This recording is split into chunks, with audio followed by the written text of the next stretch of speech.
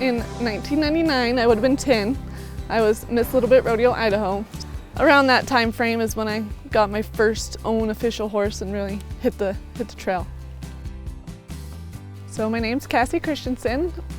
I grew up in an ag family. My parents had a dairy. My mom always wanted to rodeo as a kid, so we always had horses as a kid.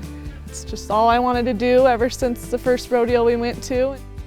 Tarleton's always had a reputation for being a great rodeo school.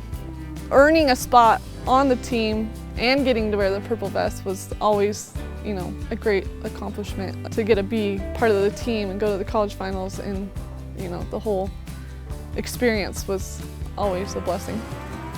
It's one of the things that when people ask you what you accomplished, I'm like, well, I've been to the college finals 5 times. I competed in the goats and the breakaway, so I went 4 times in the goats, and then I went 2 times in the breakaway. Yeah, the 6-6 right there.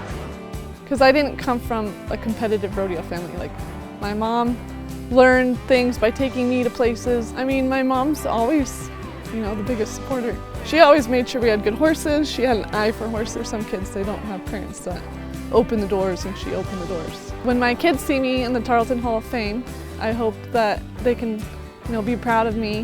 They've always been my greatest supporters. My son, when he was younger, and I'd go rope a calf and catch it, he'd be like, "You got it, Mom!" That when my children see that I'm in the Tarleton Hall of Fame, they'll strive to be better people.